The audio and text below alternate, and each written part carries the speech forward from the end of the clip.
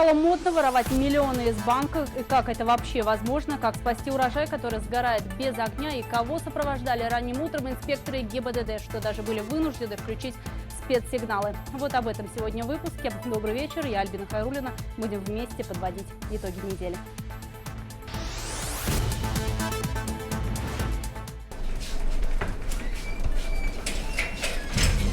По стопам Луизы Хайруллиной очередное ограбление банка, похищены миллионы, подозреваемая вновь старший кассир. Это работа на доверии. В банке, тем более в кассах. Почему дурной пример салаватской коллеги оказался заразительным? И опять тот же вопрос: где деньги? Выжженные солнцем поля и пустые колосья за уральский хлеб съела засуха. Хлеб садится, начал садиться, влаги не хватает, вон в земле трещины. Считай, это поле сгорело. Над 4 районами навис режим чрезвычайной ситуации. Аграрии вынуждены закупать сено у соседей, частники сокращать поголовье.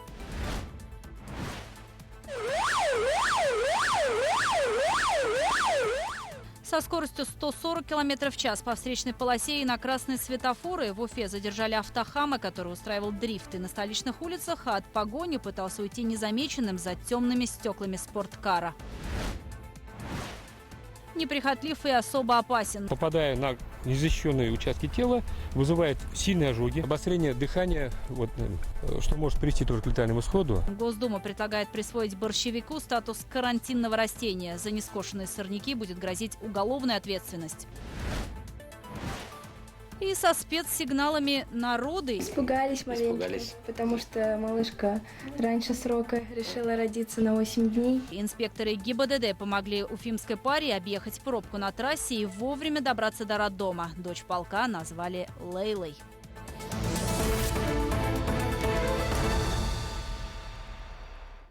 Уже неловко от того, с какой частотой фамилия Хайруллина упоминается в сводках происшествий. Дурной пример сотрудницы банка в Салавате оказался заразительным. На этот раз уже уфимский кассир отделения банка «Открытие» в Черниковке украла 6,5 миллионов рублей. Лилия Азнабаева, как и ее предшественница из Салавата, выносила деньги частями, разве что успела присвоить сумму в 3 раза меньше, да и скрыться она также не успела. Старшего кассира «Открытия» спохватились во время внеплановой ревизии. В тот же день ее и задержали. А через 48 часов Калининский районный суд Уфы вынес ей меру пресечения. Наш корреспондент Радмир Азнабаев, и здесь наши фамилии с кассирами сплошное совпадение, провел собственное расследование. И вот что ему удалось выяснить.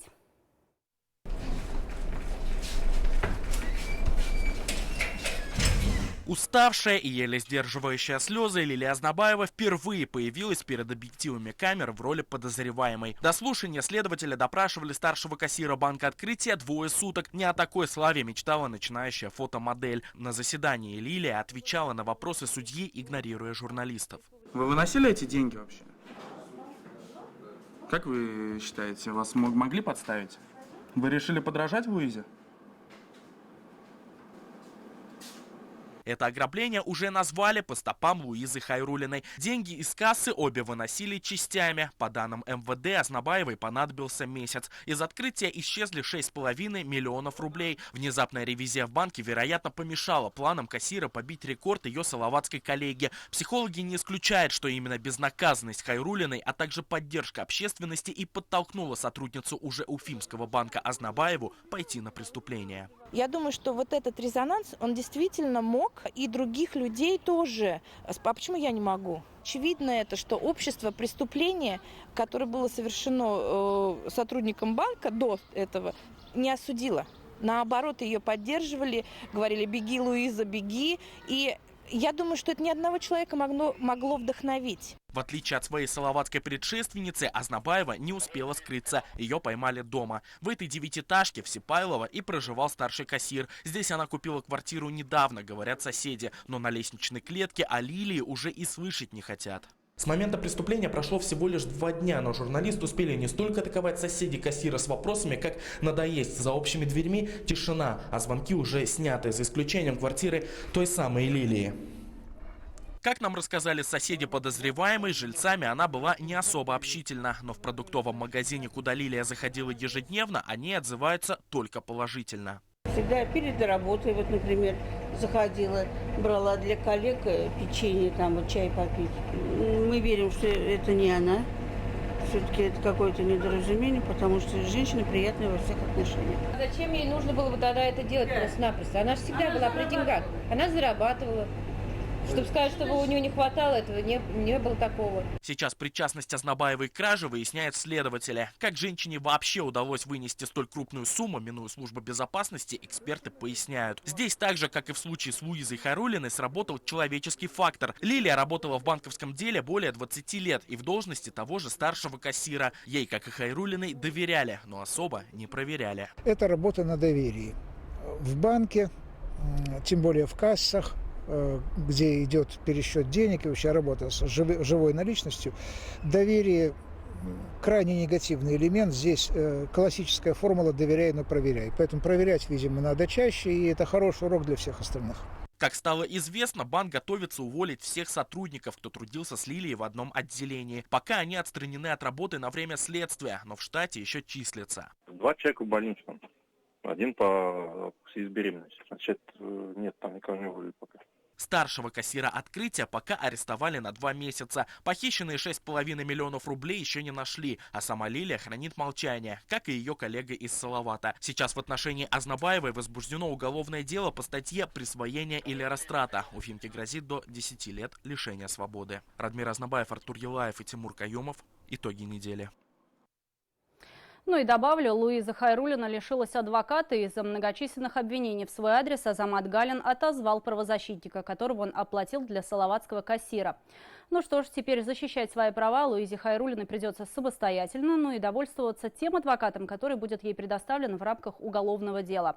А наши корреспонденты будут следить за этими историями, ведь куда делись в общей сложности 30 миллионов рублей, которые вынесли эти 2 женщины из банка, пока не ясно.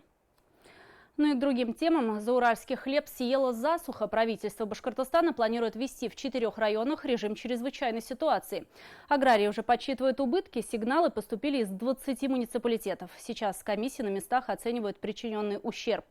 А в фермерских хозяйствах, которые не пострадали от сухой погоды, уже начался сбор урожая. В этом году башкирское зерно впервые отправится по воде за границу. Подробности у Анастасии Ильчебаевой. Вперед были там и саранча, и всякое это, но хлеб все равно был, какую-то часть собирали. А в этом году вот, если честно, нету хлеба. Считай, это поле сгорело. Без дыма и огня пшеницу в районах Зауралья выжег не пожар, а природные катаклизмы. Сначала малоснежная зима, затем холодная весна и кульминация 40-градусная жара без капли дождя за все лето. Из-за того, что зерновым не хватало влаги, колоски не выросли до нормальных размеров, а стебли пустые. Фермер Сергей Касьянов засеял 300 гектаров и уже видит, пожинать будет нечего. Сходы были хорошие, но так как, считай, июль, май, путем не было дождей, то вот получилось то, что получилось. Вот хлеб садится, начал садиться, влаги не хватает, вон в земле трещины. Специалисты называют это почвенной и атмосферной засухой. Так выглядят поля в Хайбрунском районе, выжженные до черноты. Больше половины посевных площадей, 52%, уничтожены. 47 тысяч гектаров элитной твердой пшеницы, из которой обычно производят макаронные изделия, погибло. В республике в основном этот сорт выращивается как раз в Хайбрунском районе. Пострадали также овес, лен, горчица. Ущерб только предварительно составляет более 200 миллионов рублей. Огромные затраты несут наши фермеры.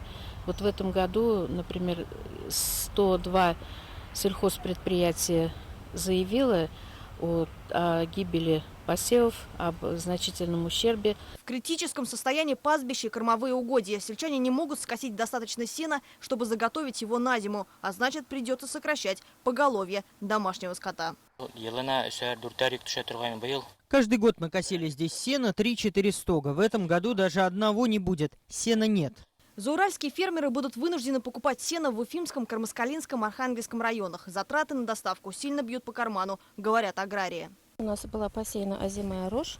К сожалению, ввиду погодных условий произошла гибель этих площадей. Лето для бишбулякских фермеров проходит куда лучше. Потери они ощутили весной. В хозяйстве Калинина от погодных условий пострадало более 100 гектаров ржи. И мы вынуждены были пересеять ячменем. Но надеемся получить неплохой урожай, где-то 25-30 центнеров гектара. И мы более-менее хорошее поле, 97 гектаров, оставили ржи. Ну, рассчитываем, что где-то 14 центнеров с гектара получим. Обеспечим себя семенами ржи. Все это вылилось в дополнительные траты. Удобрения, ГСМ. Весной во время посевной было также сложно с механизаторами. Чего не скажешь сейчас. К моменту начала уборки хозяйство полностью укомплектовано. Механизатор Алик Нуриев еще помнит времена, когда поля здесь были не золотые, а зеленые. Все поросло травой. Земля преобразилась на его глазах. Но чтобы оживить гектары, пришлось постараться. Дисковали, селену открывали. По колено бурьяна было здесь на этом полях. И вот осенью посеяли. Вот теперь уже убираем. Сколько лет не сеял здесь, отдохнула земля. У меня сейчас удобрений этих полезных микровеществ много. В очень хорошем состоянии. У нас колоски нормальные, хорошие. Вот сколько пшеницы вот здесь. Можно даже посчитать даже вот это. 48 может, 52 может быть. Если все сложится удачно, хозяйство перейдет отметку в 300 центнеров с гектара. При том, что для Бишбулякского района такие показатели не характерны. Заранее предвидеть ничего нельзя уж. А так, сами видите, очень хороший урожай. Дедовским способом просто так пахать и сеять не так. Здесь удобрение применяется перед посевом, удобрением по время посевов. За счет этого и урожай высокий такой будет. В Бишбулякском районе к уборке приступило уже несколько хозяйств. Весной из-за непогоды было потеряно 6 тысяч гектаров озимых. Но несмотря на это, урожай обещает быть хорошим. Более 4 тысяч есть готовый уже созревший хлеб. Я думаю, если благоприятная погода будет, на максимально сжатые сроки будем выбирать этот хлеб. Урожай неплохой, вот, по сравнению не хуже, чем прошлый год. Я надеюсь, что мы достойный урожай соберем, но, говорят всегда, урожай не в поле, а в амбарах. Но залеживаться там башкирское зерно не будет. На неделе стало известно, что поддержку получит проект строительства судоверфи и зернового терминала в Агиделе. Впервые продукция из республики уйдет по воде. Отбытие в турецкий порт первой партии башкирского зерна в 10 тонн запланировано на конец августа. Оттуда его уже транспортируют в Иран. В Агидель смогут заходить торговые суда с иностранными флагами класса «Река-море», что позволит экспортировать большие объемы продукции. Вырастить и собрать хороший урожай – лишь часть дела. Как продать выгодно – тоже часто проблема для аграриев. В этом году ценовая конъюнктура нас радует. В целом по всем зерновым культурам на 15-20% дороже, чем старт прошлого года. Мы говорили про озимую рожь. Она уже от 9 рублей со склада сегодня предлагает трейдер. Это очень хорошая цена. А вот центральный МТС у нас сейчас контрактует где-то на 11 рублей продажу ржи, хорошей качественной ржи. Те, кто в поле, пока не спешат делить шкуру неубитого медведя. Уборка урожая только началась, а аграрии знают, если сегодня светит солнце, это не значит, что завтра небо не заволокет тучами. Дай бог, чтобы нас погода не подвела. Анастасия Чебаева, Артур Елаев. Итоги недели. Рикотта, моцарелла, камамбер и бри под брендом сделано в Башкортостане. Французская компания «Савенсия» запускает в Белебее производство мягких сортов сыра. Первый камень на месте будущего завода заложили руководитель республики Ради Хабиров, посол Франции в России Сильви Берман и топ-менеджеры компании-инвестора. Здесь планируют ежегодно производить до 9 тысяч тонн мягких сыров, стоимость проекта около 2 миллиардов рублей. Его планируют реализовать в 2 этапа. На первом мощность производства составит 3000 тонн, на втором еще вдвое больше. Будет создано порядка 200 новых рабочих мест. Запуск завода ожидается в октябре следующего года. Новое производство создается на базе Белебеевского молочного комбината. Французские инвесторы нацелены благодаря башкирским сыроделам сделать Белебей центром производства этого молочного продукта в России. Для Белебеевского района, для республики это 200 дополнительных рабочих мест, это налоги, это новые технологии, это в целом социальное улучшение нашей жизни. Поэтому я надеюсь, что это не первый завод, не последний завод. Мы еще много таких хороших предприятий в нашей родной республике построим. Мы давно планировали открыть такое предприятие в России, объездили всю вашу страну вдоль и поперек, пока не остановили свой выбор на Белебее. Здесь трудится прекрасная команда профессионалов, знающих свое дело и любящих его. Здесь производятся отличные сыры. Мы нашли прекрасный завод. 140 км в час по встречке в Уфе развернулась получасовая погоня за очередным стритрейсером. Местом для гонок Лихач выбрал центральные улицы столицы. Сначала водитель спортивного БМВ не остановился на требования сотрудников ГИБДД, а затем и вовсе попытался скрыться, при этом игнорируя красный сигнал светофора. И так 5 раз. Какое наказание ждет очередного автохама, знает Динара Таймасханова.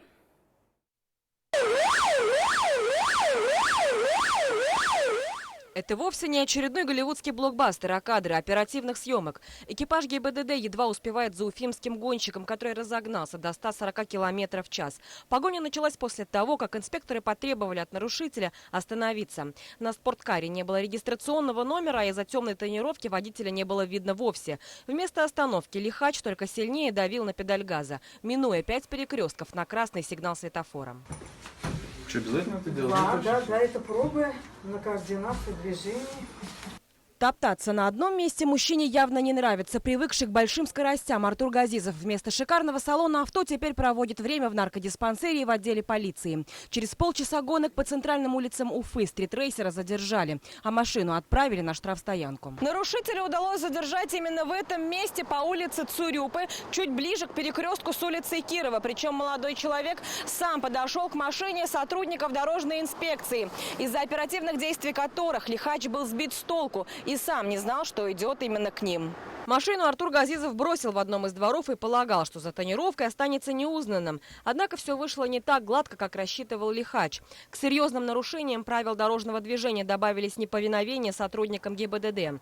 Вычислить Газизова не составило труда, ведь именно такой автомобиль, со слов дорожного патруля, стоимостью не меньше 5,5 миллионов рублей, является единственным в городе. При требовании предъявить документы, удостоверяющие личность, данный водитель вел себя агрессивно, начал хвататься за форменное обмундирование. Ему была применена физическая сила. Данный автомобиль ранее неоднократно привлекался к нарушению правил дорожного движения. Превышение скоростного режима, управление транспортным средством с тонированными стеклами, проезд на запрещающийся на светофоры. В здании суда Артур явно чувствовал себя расслабленно и даже как будто был рад вниманию камер. Журналистам мужчина говорил, что вовсе не был за рулем злополучного авто. О том, что это ложь, говорят кадры из камер видеонаблюдения. Незадолго до этого он был замечен в автокафе. За рулем синего спорткара мужчина, напоминающий Газизова. Единственное, что беспокоило парня в здании суда, это вопросы гигиены. 2 дня без душа.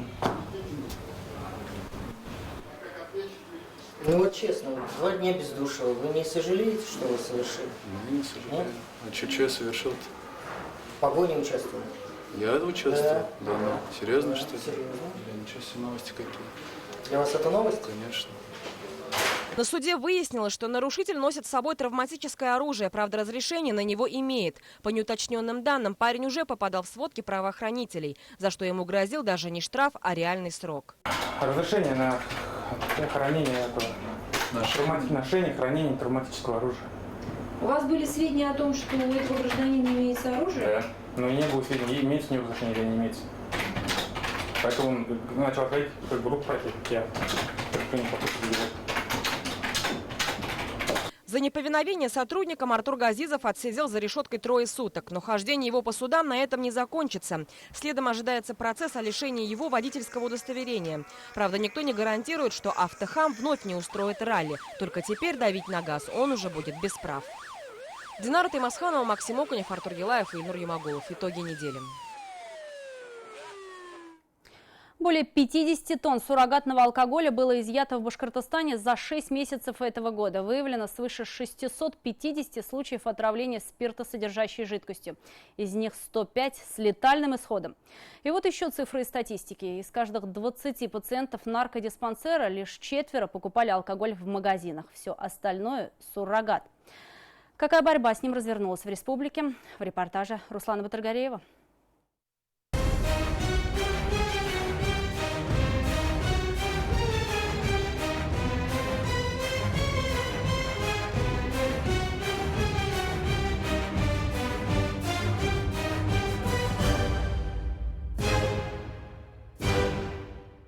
Эти кадры сняты еще в начале года. Несколько оперативных групп рассредоточились по Абзелиловскому району. На территории муниципалитета проходит спецоперация «Алкоголь». Полицейские выявляют подпольные точки продажи суррогата. Результат – изъяты сотни литров самопальной водки, самогона и другой спиртосодержащей продукции. За текущий период 2019 года сотрудниками отдела выявлено 65 фактов незаконной розничной продажи алкогольной и спиртосодержащей продукции. Наложено судом административные штрафы на общую сумму 580 тысяч рублей, из которых взыскано 307 тысяч рублей.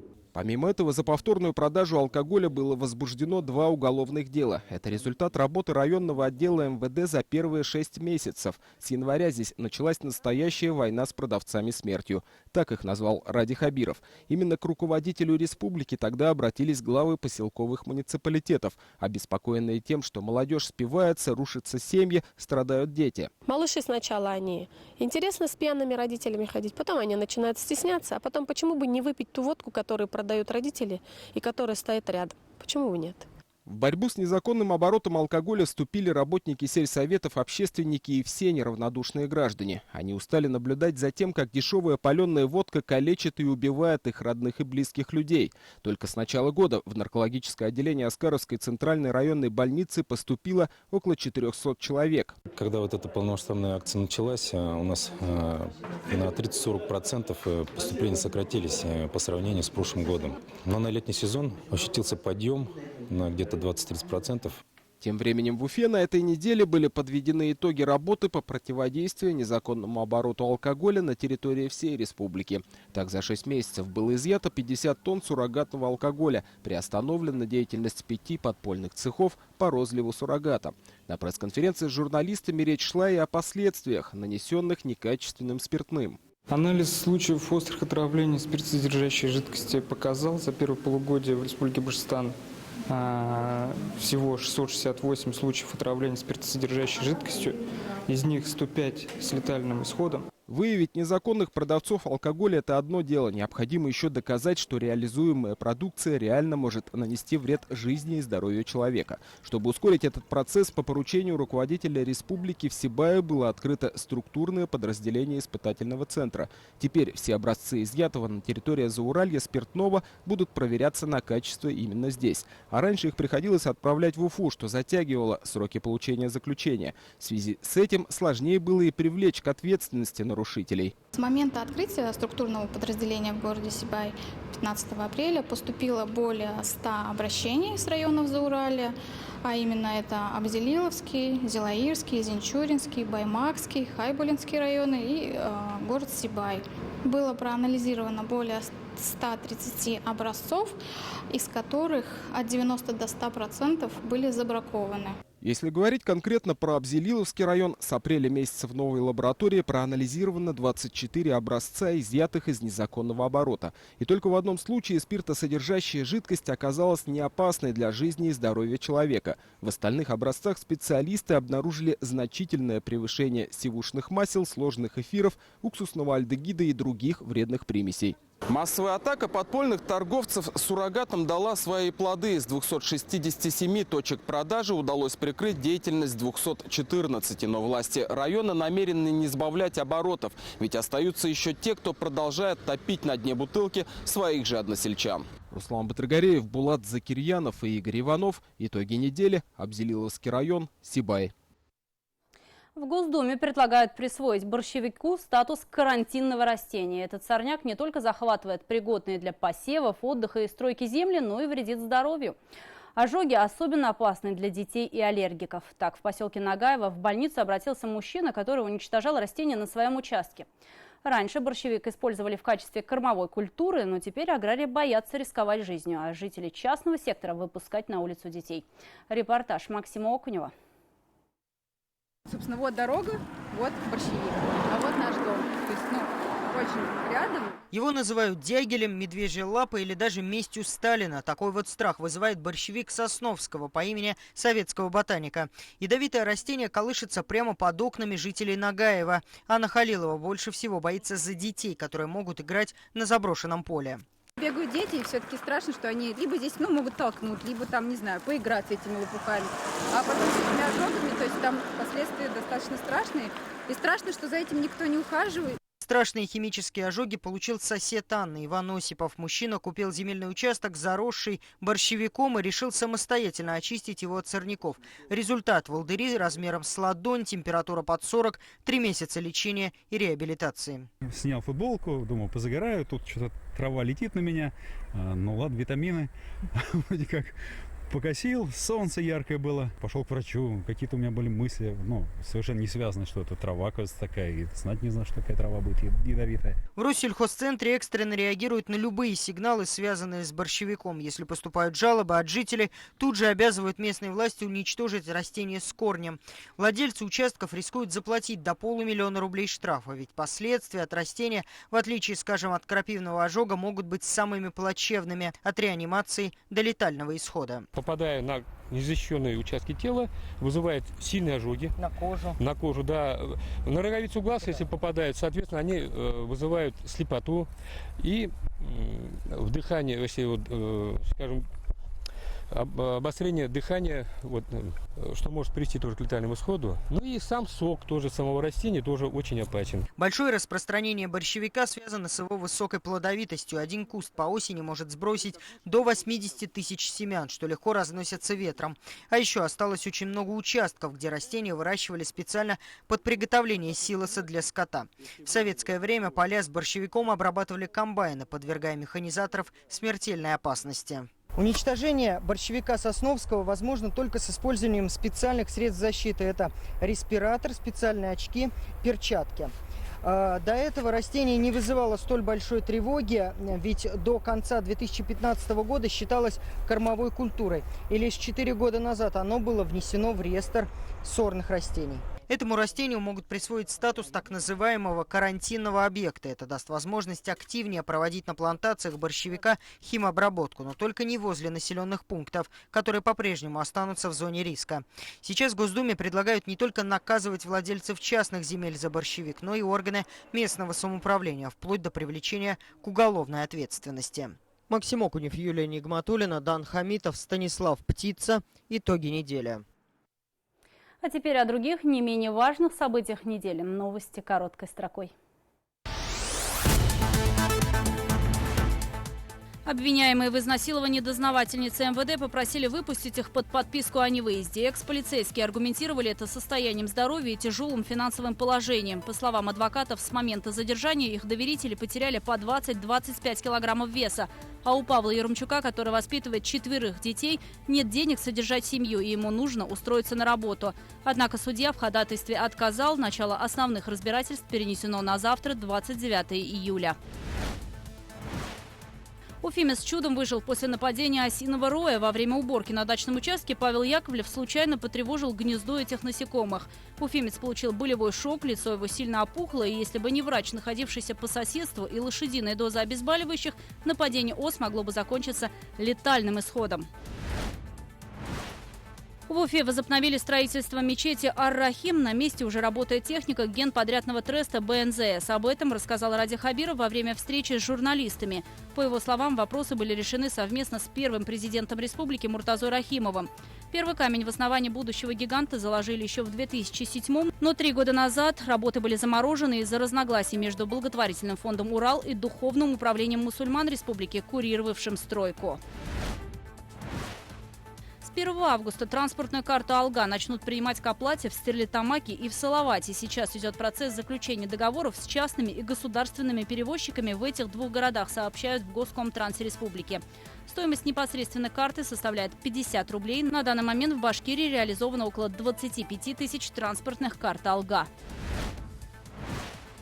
Морковь для больных сахарным диабетом выводят в лаборатории геномики в Уфе. Ген сладкого белка бразеина будут соединять с морковью. Исследователи запрограммируют овощ таким образом, чтобы этот белок вырабатывался в процессе роста. Корни моркови будут выращивать в закрытых биореакторах. После их сушки можно будет смолоть в сладкую муку или преобразовать в виде таблетки. Тестовое производство запланировано на следующий год. И сегодня день военно-морского флота. Традиционно его отмечают в последнее воскресенье июля. Всего службы на флоте прошли более 37 тысяч призывников из республики. Башкортостан подарил стране 36 адмиралов. Сегодня в Уфе по этому случаю проходят праздничные мероприятия. К мемориальному комплексу в Парк Победы моряки пришли со своими семьями.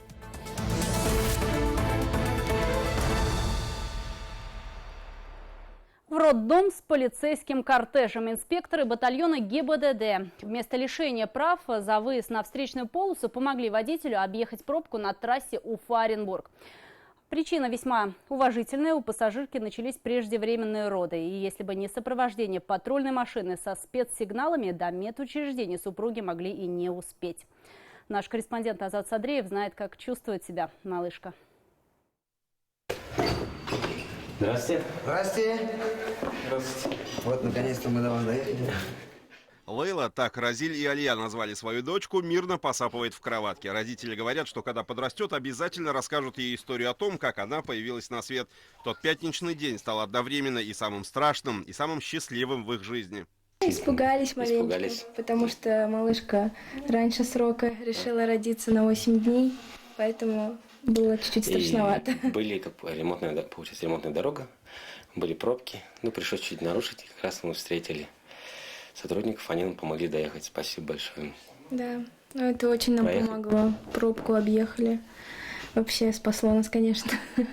Это первые встречи инспекторов и супругов Зайнагабдиновых после их знакомства. 19 июля Разилю и Алие посчастливилось встретить отзывчивых полицейских на 43-м километре трассы Уфа-Оренбург. До родов оставалось больше недели, поэтому супруги решили побывать в гостях в Стерлитамаке.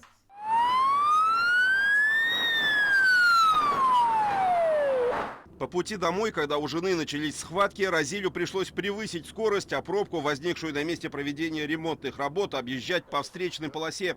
Заметив нарушителя, Айрат Батыршин и Игорь Фатун остановили автомобиль для проверки документов. Но узнав, в чем дело, штраф решили не выписывать. Вместо этого они включили спецсигналы и расчистили путь для семейной пары. Благодаря этому Зайнагабдиновы смогли вовремя доехать до роддома. Разные случаи бывают. Помощь часто оказываем, водителям, участникам дорожного движения. Но в такой ситуации то, что нужно было быстрое передвижение в больницу, так как женщина была беременна, это впервые у меня такое было. После ночного дежурства инспекторы навестили молодых родителей и пообещали снова приехать уже на день рождения девочки. Всего же с начала 2019 года в Башкортостане появились на свет свыше 14 тысяч младенцев. И Лейла не единственная, кого довезли до медучреждения в полицейском кортеже.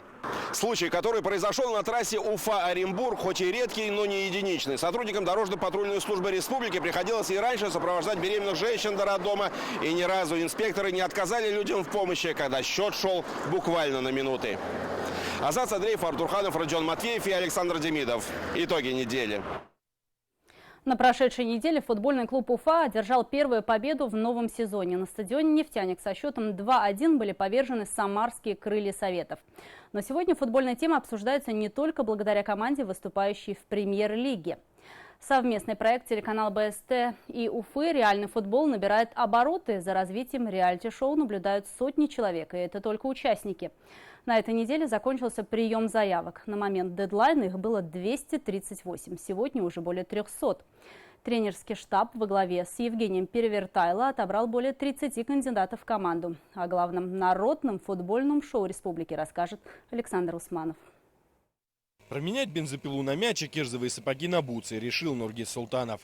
Из лесника в профессионального футболиста. Именно об этом сейчас мечтает парень. Уроженец Абзелиловского района узнал о проекте «Реальный футбол» на сайте Башньюз и твердо решил, что нужно бросить вызов самому себе.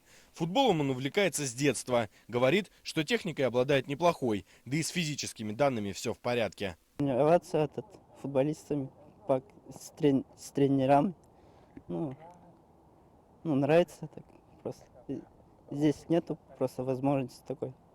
Желающих попробовать себя в профессиональном футболе оказалось предсказуемо много. Около 300 человек заполнили анкету на сайте. Но выйти на поле стадиона «Нефтяник» сможет лишь 1/10 этого списка. И даже эта тридцатка не гарантирует себе место в составе. Сначала нужно доказать тренерскому штабу, что именно ты должен получить шанс сразиться с клубом премьер-лиги. Этот отбор мы проводили, отталкиваясь от анкет, полученных от кандидатов.